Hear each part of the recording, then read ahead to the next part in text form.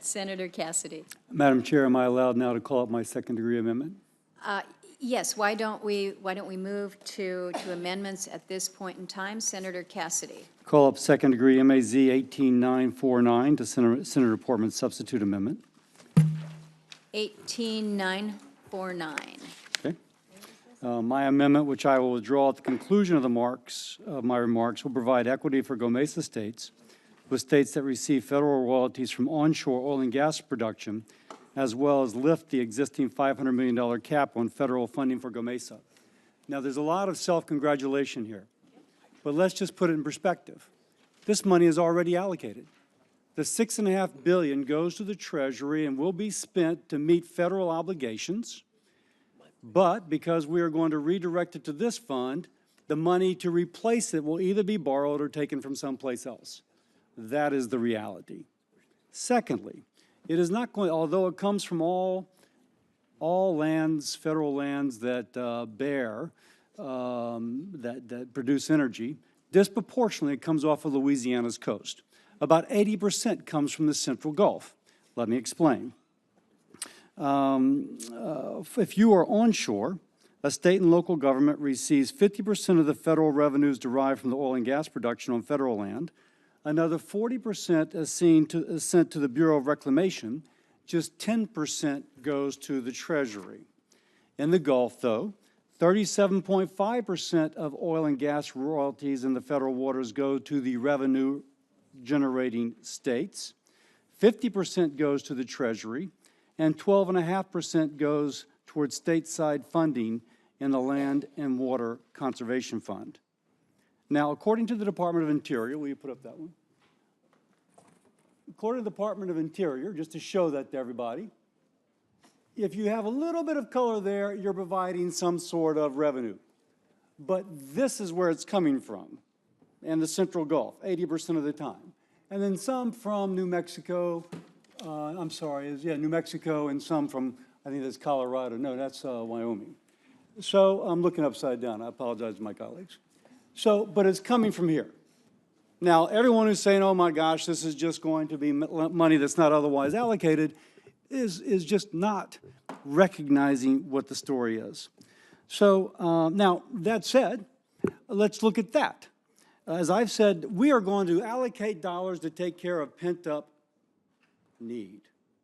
My state is dealing with a land loss crisis that is not only threatening ecosystems, communities, economies, way of life, but also the very production that we hope to continue this funding with, as well as mandatory funding for the Land, Water, and Conservation Fund.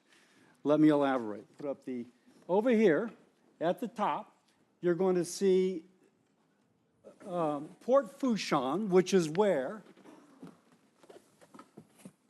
if this is off-coast drilling, Port Fourchon is right there, and that's where all the boats go to service these rigs.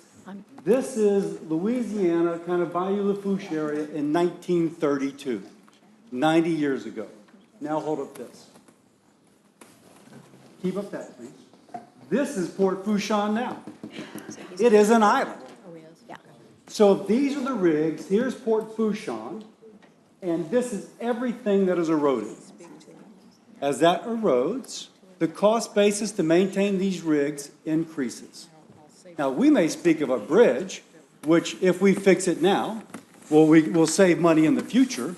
I would point out if we don't fix this now, we are going to lose all the money with which we are going to fix that bridge.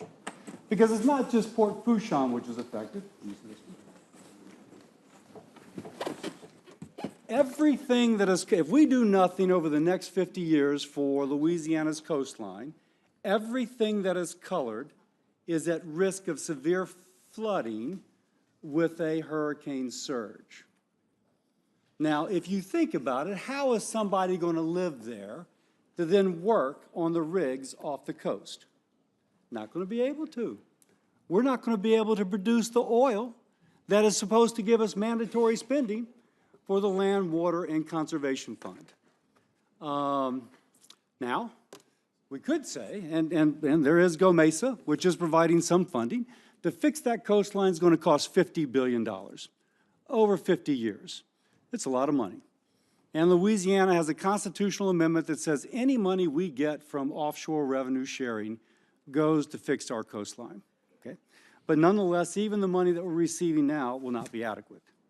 By the way, this has been recognized by articles in the New York Times, in the National Geographic. We have environmental funds, Environmental Defense Fund, National Wildlife Federation, National Audubon Society, the Coalition to Restore Coastal Louisiana and Lake Pontchartrain Basin Foundation, which all support equity and revenue sharing. I also have support, although it's not the 27 people supporting this bill, it is all the Gulf Coast senators that are in the Central Gulf, from, if you will, John Cornyn and Cruz, over to Richard Shelby and Doug Jones and the four of us in between. So I'll submit that letter for the record. That'll be included. I want to support this bill. I'd love to support this bill. But this bill doesn't support my state. And frankly, I'm not sure this bill supports continued production of the revenue that is required for the mandatory spending of the LDWCF or for the long-term preservation. That said, I've met with Senators Portman and Alexander.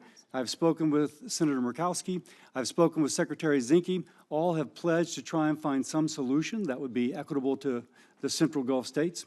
I withdraw my amendment, and I just hope that folks think longer than 5 years as to both Louisiana's coastline, but our ability to fund so many things that, for example, LWCF, that depend upon that coastline.